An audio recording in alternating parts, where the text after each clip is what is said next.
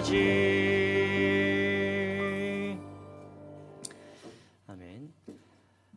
자, 여러분, 우리는 삶에서 어떤 불행이나 고난이나 재난을 닥쳤을 때 제일 먼저 우리 마음속에 떠오르는 질문이 있습니다. 그것은 바로 why이죠. why. 왜 내게 이런 일이 벌어졌을까? 왜 우리 가족에 이런 일이 벌어졌을까? 우리는 본능적으로 원인을 찾습니다. 이 고통과 이 불행과 이 재난의 원인을 알아야 저희 마음이 속이 시원해지기 때문이에요. 내가 그때 거기 가지 말았어야 되는데, 내가 그때 다른 선택을 했더라면, 아니면은 내가 혹시 뭘 잘못해서 하나님께 지금 벌을 받는 건가? 뭐 이런 생각들이 꼬리에 꼬리를 무는 것이죠. 제가 3040 목회를 하면서 자녀들이 아픈 가정들을 좀 많이 봤습니다. 근데 자녀들이 아픈데 목사님께 기도를 부탁하러 저한테 왔는데 같이 기도를 하는데 그렇게 울어요. 그렇게 우는데 우는 이유가 죄책감 때문이에요. 목사님, 제가 뭘 잘못 먹었나 봐요. 제가 목사님 임신 중에 뭐 태교를 잘 못했나 봐요. 그런 거 아니라고. 집사님 그런 거 아니에요 라고 말씀드려도 자기 때문인 것 같은 거예요. 뭔가 문제가 있었으니까 얘가 이렇게 됐겠지. 왜냐하면 우리가 살아가는 세상은 인과응보의 세상입니다. cause and effect. 원인이 있으니까 결과가 있는 세상을 우리는 살고 있기 때문에 어떤 문제가 있으면 당연히 원인을 알아야 속이 시원해지는 거죠. 그래서 자기 탓이라고 생각하는 거예요. 우리 집이 어렵거나 우리 아이가 아프거나 무슨 문제가 있으면은 그게 내 탓이거나 아니면 누구 탓이다. 자책하거나 정죄하거나 이러는 일이 반복되는 거죠. 그럼 그때마다 저는 또 저희 가정에 또 어떤 아픔을 이렇게 까는 거죠. 같이 공유하게 되는 겁니다. 왜냐하면 저희 집에만 해도 저희 형님의 아들, 제 조카죠. 제 조카가 2급 자폐아입니다. 2급 자폐아라서 이 친구가 지금은 좀 많이 나아졌어요. 그래도 좀 크고 또 치료도 받고 하다 보니까 이제 지금은 좀 그래도 조금 그래도 말은 좀 통하고 조용히 있는 편인데 몇 년 전까지만 해도 쉽지 않았습니다. 어딜 가면 막 소리를 지르고 막 뛰어다니고 막 그러니까 그래서 제가 이제 뭐 가족들하고 같이 식사를 한 서울에 이제 부모님도 올라오시고 형님들도 올라오고 해가지고 같이 이제 식사 자리를 마련하다 보면은 조금 그래도 강남 사는 아들 집에 오니까 그래도 또 조금 힘을 줘가지고 좋은 식당을 가지 않습니까? 그런데도 거기서 막 애가 막 소리 지르고 뛰어다니니까 그게 어울리지가 않는 거예요. 너무 불편하고 또 다들 너무 어려워하는 하고 저희는 너무 막 부끄럽고 창피하고 막 이런 일들이 반복되는 거죠. 그래서 어쨌든 그런 일이 있으니까 하루는 저희 아버지가 저를 부르셨어요. 하루는 저희 아버지가 은퇴 장로님이신데 아버지가 저를 부르셔서 이렇게 물어보셨습니다. 아버지가 아들한테 한 얘기가 아니고 성도가 목사한테 그냥 묻는 질문이라고 생각하고 들어라.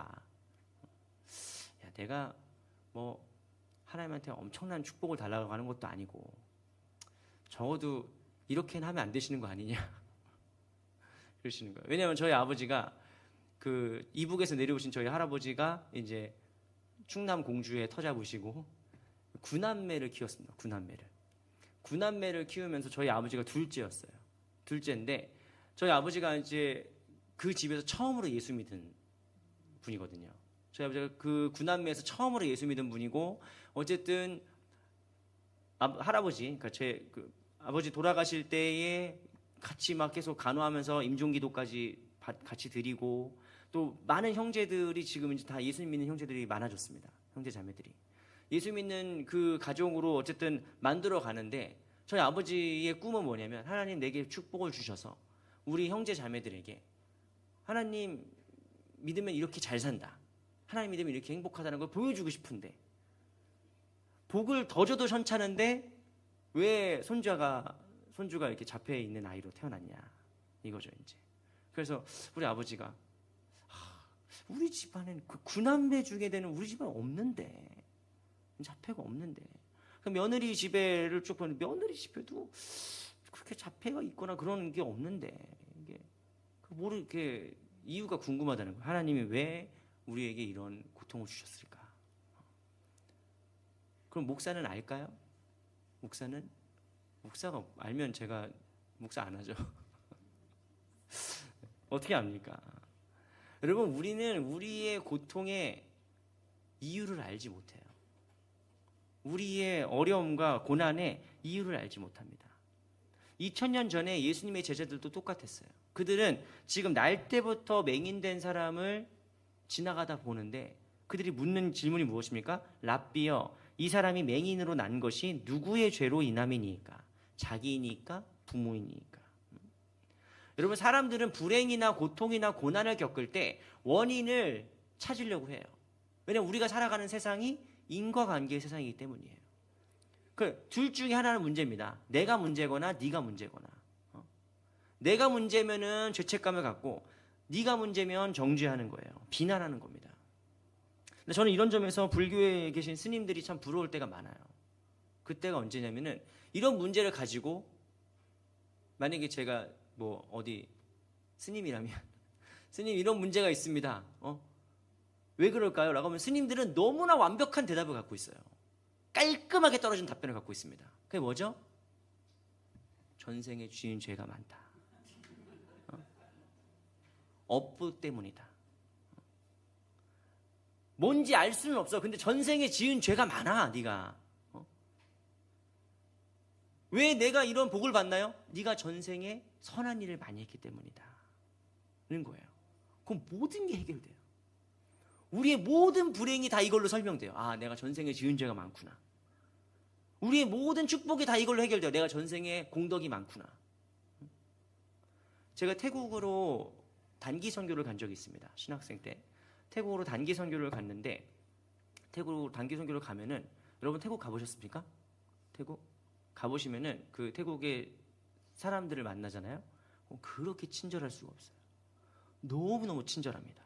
진짜 사와디까 만나는 사람마다 이렇게 손 모으고 뭐 물어보면 막 달려와서 막 도와주고 막 어마어마한 거예요. 그래서 야 진짜 우리는 교회 막 몇십 년씩 다녀도 예수 믿는 사람들이 이렇게 친절하지 않은데 이 불교 국가잖아요, 태국이. 이 불교 국가에 이 사람들이 이렇게 친절하다. 우리가 배워야 된다. 막 우리 막 그런 생각하고 있었어요. 근데 태국의 선교사님이 저희한테 이제 선교지 탐방하고 뭐 선교 얘기하고 이제 저녁마다 이제 그런 워크숍을 하는데 그 선교사님이 그러는 거예요. 여러분들 태국 사람들 너무 착하죠? 우리가 막 네. 그러니까, 태국 사람 너무 친절하죠? 네. 그러니까 왜 친절할까요? 도와주고 왜 친절할까? 사람들이 친절한 거 아닌가? 왜 친절할까? 했더니 그 선교사님이 말씀하시는 거예요. 이 사람들이 지금 친절한 이유는 내 생에 잘 태어나려고. 다음 생에 내가 귀족으로 태어나려고. 다음 생에 내가 부잣집으로 태어나려고 지금 친절한 거예요. 그러니까 다른 사람을 위해서 친절한 게 아니라 내가 나중에 잘 되려고 친절한 거예요. 뭐죠? 공덕을 쌓고 있는 거예요. 선행을 쌓고 있는 거예요. 그래서 태국 사람들이 전반적으로 친절하답니다. 전체적으로 친절하고 아주 좋은 사람들이래요. 그런데 여러분 세상에서 제일 무서운 마피아 중에 하나가 태국 마피아입니다. 태국 마피아. 여러분 막 태국에서 누가 실종됐다. 그럼 아주 심각한 상황이에요. 왜냐하면 다른 나라는 이렇게 뭐 인질로 묶어서 뭐 협박하고 뭐 인신매매 뭐 이 정도지만 태국은 이게 수위가 제가 주일 아침부터 여러분의 마음에 근심을 끼쳐드리고 싶지가 않아요. 이걸 들으시면은 밥맛이 떨어집니다. 이따 끝나고 밥 먹어야 되는데. 너무 잔인한 일들이 벌어져요. 너무 극악무도한 일들이 벌어져요. 막 자식을 노예로 팔고 딸을 사창가로 팔고 막 이런 일들이 막 있어요. 그래서 태국에서 왜 이렇게 이 내생을 생각하는 이 나라가 어떻게 이런 일을 벌이느냐? 왜 그러냐면은 내생을 포기하면 쉬워져요. 이번 생은 글렀어. 이번 생은 망했다. 이생망. 이번 생은 망했으니 다음 생에는 그냥 에라 모르겠다. 내가 바퀴벌레로 태어나든 내가 그냥 파리로 태어나든 그냥 이번 생은 망했으니까 다음 생도 내가 포기할랜다. 그렇게 생각하는 거예요. 그러면 이번 생에 못할 일이 없어요. 사람의 탈을 쓰고 못할 일이 없어져요. 그만큼 무서운 겁니다. 인과응보로 세상을 생각한다는 것은 무서운 일이에요. 불교는 뭐라고 얘기하느냐? 삼세양 중인과라고 불렀습니다. 삼세양 중인과. 삼세, 세 가지 세계, 과거, 현재, 미래, 이 세 가지의 세계가 인과, 중인과, 아주 인과관계로 강하게 묶여 있다는 거예요. 그래서 오늘 우리의 불행을 해설하는 게 뭡니까? 과거의 잘못이죠. 과거의 실수죠. 그리고 내일을 나는 뭘로 보면 알 수 있습니까? 오늘 내가 어떻게 사는지 보면 알 수 있는 거예요. 과거와 현재와 미래를 보면은 이게 다 연결돼 가지고 네가 왜 지금 그 고통을 겪고 있는 거냐? 네가 안 했으니까. 네가 왜 실패한 거냐? 네가 그때 뭐 열심히 안 했으니까. 아니면 내가 그때 열심히 안 했으니까.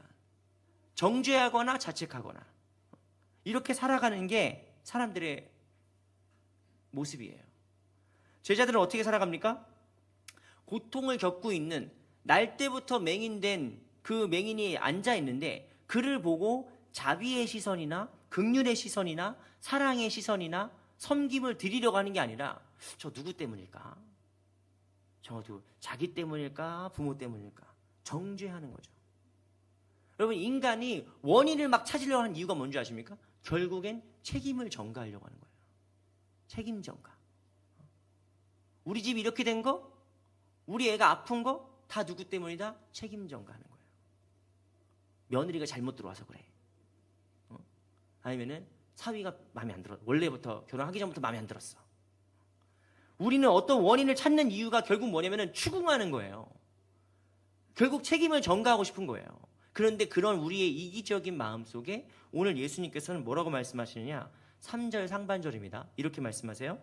예수께서 대답하시되 이 사람이나 그 부모의 죄로 인한 것이 아니다. 예수님은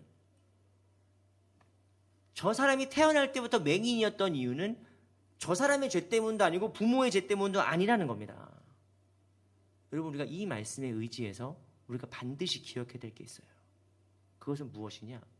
혹시 여러분이 지금 자녀가 아프거나 건강에 문제가 있거나 사업이 어렵거나 어떤 고난과 불행이 여러분을 덮고 있다면 여러분, 그것은 결코 하나님께서 주신 벌이 아닙니다.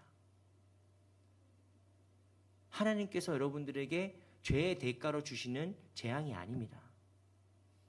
여러분, 그것을 반드시 마음속에 새겨야 돼요.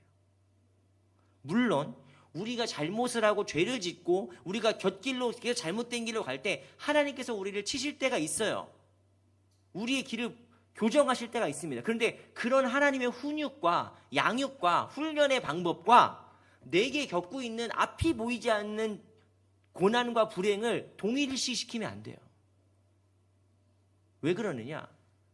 2000년 전에 우리 예수 그리스도께서 십자가에서 우리의 모든 죄와 죽음과 고난의 모든 이 무게를 짊어지고 십자가에서 이미 다 대속하셨단 말이에요.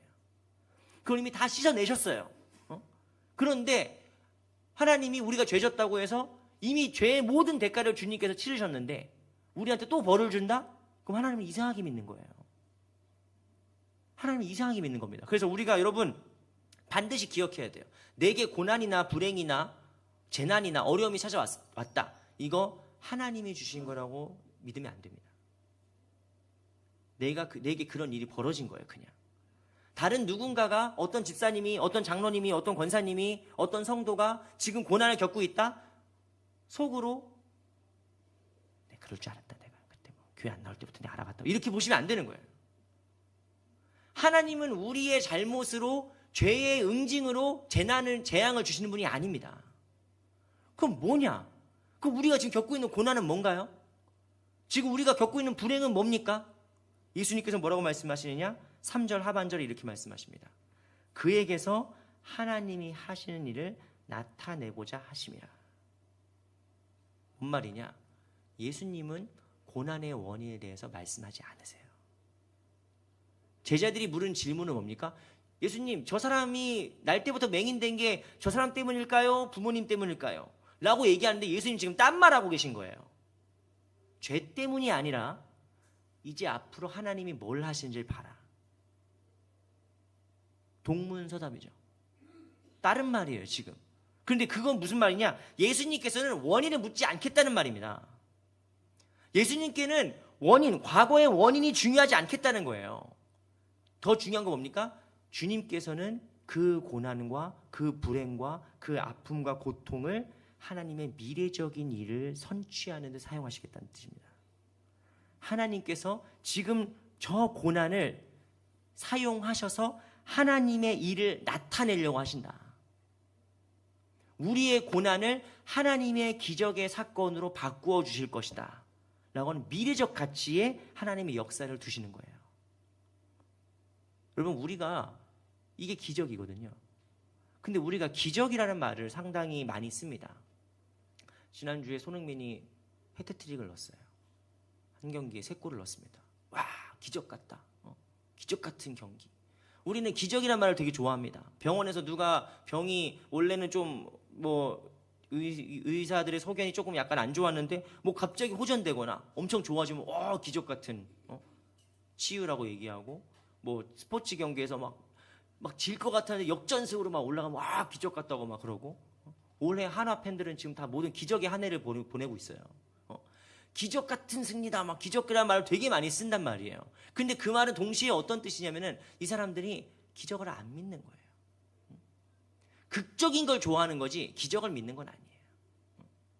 그러니까 누군가 내가 기도해서 병이 나았어요, 기도해가지고 하나님께서 고쳐주셨어요 라고 얘기하면은 뭔가 신약이 잘 맞았겠지 라고 마음속에 생각하고, 내가 기도해서 하나님께서 복을 주셔가지고 경제적으로 우리가 많이 부유해졌어요 라고 얘기하면은 뭔가 타이밍이 잘 맞았겠지, 전문용어로 이렇게 아다리가 잘 맞았다 이렇게 얘기하는 거예요.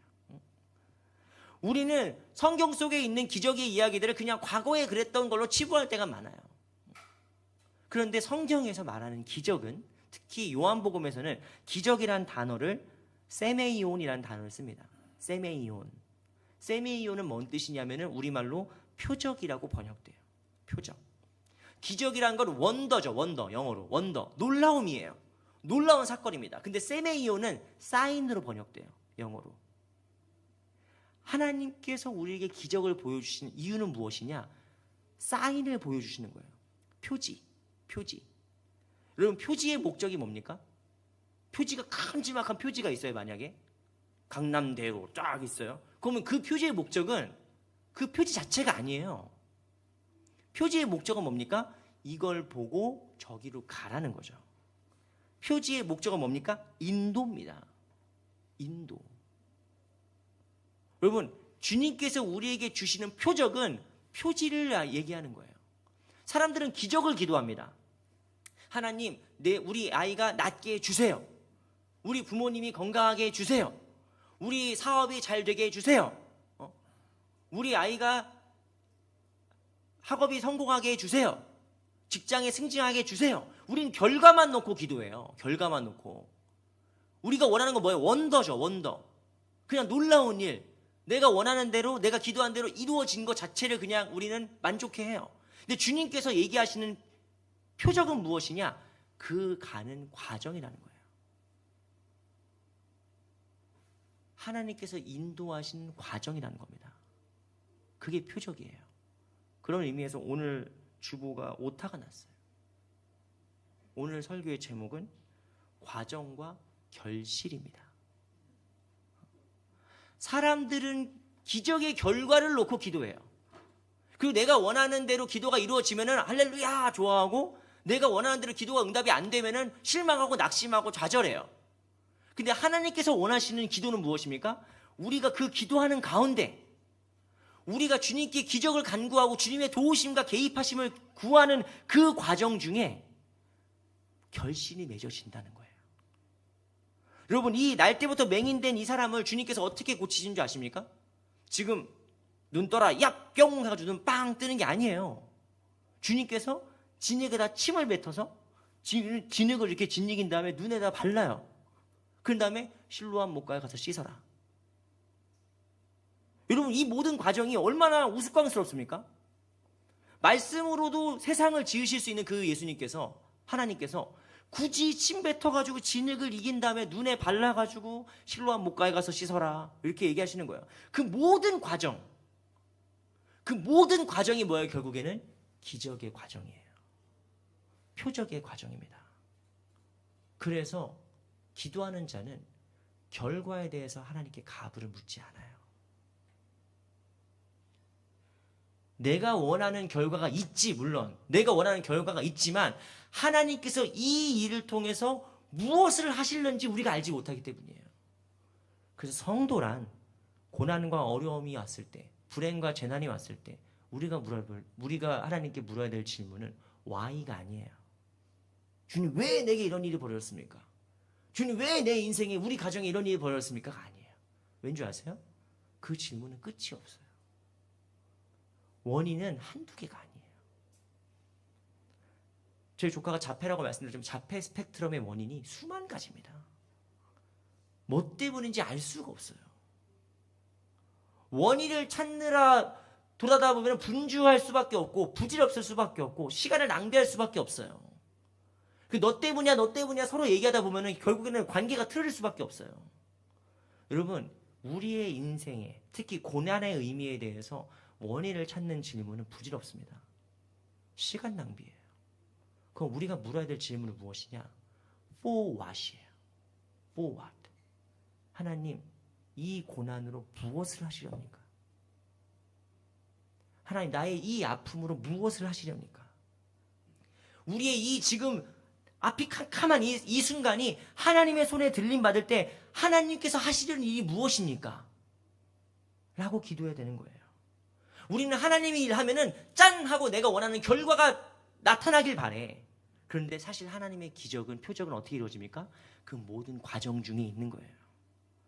그 모든 기도하는 과정 중에 있는 거예요. 그리고 그 응답은 언제 나오는 거예요? 미래적 가치에 나타나는 거예요. 미래적 가치에 결실로 익어갑니다.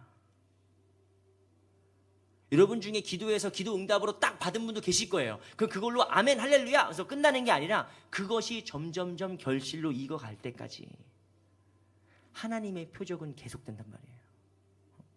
그러므로 하나님께서 말씀하시는 그 역사의 가치는 어디에 있습니까? 미래에 있습니다. 여러분, 예를 들어서 이거는 우리 하나님의 역사뿐만 아니라 우리 행복도 마찬가지예요. 여러분, 예를 들어서 여러분 누군가 여러분한테 와가지고 나한테 100대만 맞아라. 나한테 100대만 맞아라. 여기 여러분 기꺼이 맞으시겠습니까? 그런데 그 다음 말을 덧붙이는 거예요. 100억 줄게. 나한테 100대 맞으면 100억 줄게. 지금 다들 뒤에서 막 1000대도 맞을 수 있습니다. 막, 저 1000대 맞겠습니다. 이런 분들이 계시는 것 같아요. 100대를 맞는 건 아픈 일이죠. 내가 그걸 왜 맞아? 근데 이 100대를 맞고 내게 100억이 주어지는 게 확실해. 나에게 올 보상이 확실해. 그러면 행복은 어디서 오는 거예요? 그 미래적 가치에서 오는 거예요. 미래에 내게 주어진 것에서 행복이 옵니다. 근데 만약에 누군가 여러분에게 와가지고 100억 줄게 라고 얘기해. 근데 그 다음에 내일 죽어. 내일 사형이야 라고 얘기하면은 행복한 사람 누가 있을까요? 아유, 그래도 먹고 죽은 이것이는 때깔도 곱지 하면서 막 100억으로 막 이러면 막 비싼 거 막 사 먹으실 거예요? 뭘 먹어도 모래를 씹는 것 같아요. 뭘 누려도 가시방석입니다. 왜 그렇습니까? 그 사람에게 미래적 가치가 결국 죽음으로 끝나기 때문이에요. 주님께서 우리에게 보여주고자 하시는 기적은 그저 내가 원하는 도깨비 방망이처럼 내가 원하는 결과가 딱 드러나는 게 아니에요. 주님께서 우리에게 주고자 하시는 미래적 가치는 무엇이냐? 우리가 그 기도하면서 하나님의 기적이 이루어지는 과정 중에 있는 거예요. 그럼 하나님께서 또 하나의 열매를 이루어 가시는 과정이에요. 결실이 맺어지는 과정입니다. 이것이 하나님께서 우리에게 기적을 일으키시는 방법이에요. 그러므로 여러분, 이 시간 여러분께 도전하는 것은 무엇이냐? 여러분, 기도할 때 이미 하나님이 일하고 계심을 믿으셔야 합니다. 우리가 기도할 때 이미 하나님의 그 역사의 기적의 과정 중에 있음을 믿으셔야 돼요. 백날 기도해도 하나님이 응답을 하네 안 해 이게 아니라 우리가 눈물로 기도하는 그 가운데 우리의 답답함과 이 고통과 고난의 이 상황을 하나님께 맡겨드리고 기도로 하나님께 집중하기 시작하면은 이 고난이 for what? 하나님이 역사하시는 무대가 돼요. 하나님이 기적을 일으키시는 무대가 됩니다. 그래서 기도하는 자는 어떻게 된다? 결국에는 이 모든 과정이 하나님의 기적인 걸 깨닫게 돼요. 이 모든 과정이 하나님의 역사의 한복판이라는 걸 깨닫게 됩니다. 그러므로 기도하는 자에게는 가부가 없는 거예요. 사도 바울이 복음을 증거하기 위해서 나쁜 짓 한 것도 아니에요. 복음 증거하다가 붙잡혔어요. 원래 계획은 이렇게 로마 거쳐서 스페인까지 가고 이렇게 선교 계획이 다 있었어요. 본인의 영달을 위한 것도 아니고 오직 예수 그리스도의 복음만을 위해서 그렇게 선교 계획을 다 잡고 있었어요. 근데 잡혀가지고 죽도록 매맞고 그 고생하고 로마 자유인 신분인 사도 바울이 죄인처럼 배에 끌려가지고 갔단 말이에요. 유라굴로라는 광풍을 만나요. 인생의 고난이 계속돼. 넘어가도 첩첩산중이에요. 그런 사도 바울이 결국에는 그 모든 과정이 뭐가 됩니까? 사도 바울이 그토록 원했던 로마로 가는 과정이 돼요. 근데 사도 바울 혼자 가는 게 아니라 그 배에 같이 딴 죄수들 400명이 하나님의 기적을 목도한 하나님의 증인들이 돼요. 군대를 이끌고 들어가는 게 돼버린다고요. 우리의 지금의 고난이, 우리 지금의 불행이 하나님의 손에서 어떠한 과정을 거쳐서 어떠한 결실을 맺게 될지 여러분은 모릅니다. 그럼 그거를 견딜 수 있는 방법은 무엇이냐? 기도밖에 없어요. 우리가 기도할 때 주님이 일하고 계시다는 확신이 있어야 돼요. 주님이 이미 역사를, 기적을 일으키고 계신다는 믿음이 있어야 됩니다. 그 믿음을 꼭 간직하는 우리가 다 되었으면 좋겠습니다. 제가 저의 말은 권위가 없으니까 예수님 말씀이기도 하지만 신학자 중에 아주 유명한 신학자의 그 글이 있어가지고 제가 발췌해 왔습니다. 한스 퀸이라는 카톨릭 신학자이긴 한데 이분이 로마 교황청의 그 잘못된 교리에서 이제 대항하다가 파면됐어요. 파면됐는데 이제 독일 대학에서 이렇게 훌륭한 분은 파면하면 안 된다. 그래서 교수직은 유지시켰던 아무튼 세계적으로 유명했던 신학자인데 이 한스 퀸이 욥기를 주의하면서 이제 우리의 고난에 대해서 쓴 내용이 있어요. 근데 이 내용이 좋아서 제가 항상 이렇게 기억하고 있는데 그 글을 좀 길지만 제가 발췌해서 읽어드리겠습니다. 우리는 솔직하게 고백하지 않을 수 없다. 이론으로 고통을 설명할 수는 없다. 고통에 대해서는 우리는 또 하나의 전혀 다른 근본 태도가 요구된다. 그것은 너무나 크고 뜻을 알 수 없는 고통은 이론적으로 이해될 수가 없고 오직 실천으로만 극복될 수 있다는 것이다. 뜻없어 보이는 고통도 의미가 있음을 신뢰하고 스스로의 삶 안에 끝끝내 견뎌냄과 이겨냄을 실천하라는 초대로 믿어야 된다. 욥기에서 하나님은 결국 인간이 이해할 수 없는 분이며 또 그런 분으로 머물러 계신다. 그럼에도 불구하고 인간은 이해할 수 없는 하나님과 이해할 수 없는 고난 앞에서 그럼에도 불구하고 하나님을 신뢰하려는 가능성이 주어져 있다. 우리는 고통이나 고난을 고상하게 만들거나 애둘러 해석하거나 고난을 찬미하거나 초연하게 받아들이는 사람들이 아니다. 우리는 고통받으신 예수 그리스도의 빛 안에서 우리의 고통을 인식하고 그 의미를 발견하고 필사적인 희망과 저항으로 그리고 기도로 이 고난을 이겨내야 된다. 라고 하면서 성도들에게 고난에 대하는 자세 4가지를 얘기했어요. 다 비슷비슷해가지고 쓰실 필요는 없습니다. 첫 번째, 고통이 뜻이 없어 보일지라도 하나님이 우리와 함께 계심을 믿어야 한다. 두 번째, 하나님은 우리 고통 앞에서 그 고통 안에서 현존하시고 이 고통의 고난에 의미를 부여하신다. 세 번째, 우리는 혼자 이 고난을 감내할 수 있는 힘이 없다. 우리는 고난을 받을 때 서로 믿고 사랑하는 공동체와 연대하며 이 고난을 견뎌내야 된다. 네 번째, 우리는 그저 고통과 고난을 참아내는 자들이 아니라 싸워서 힘을 닿는 대로 거슬러 싸워서 이기는 자들이다. 여러분, 우리의 고난은, 우리의 고통과 문제는 원인을 찾기 시작하면 끝이 없습니다. 답도 없어요. 그런 헛되고 부질없는 것에 우리의 시간과 노력을 쏟을 가치가 없습니다. 근데 우리가 해야 될 것은 무엇이냐? 이 고난을, 이 아픔을, 이 어려움을 하나님께서 어떻게 이루어 가시는지, 그리고 그 끝에 하나님께서 어떤 열매를 맺으실지, 우리가 이것을 소망하고 바라보는 저희들 다 되었으면 좋겠습니다. 우리 함께 우리가 기도하는 중에도 주님께서 일하고 계신다라는 믿음을 가지고 주가 일하시네 우리 함께 찬양하고 기도하겠습니다.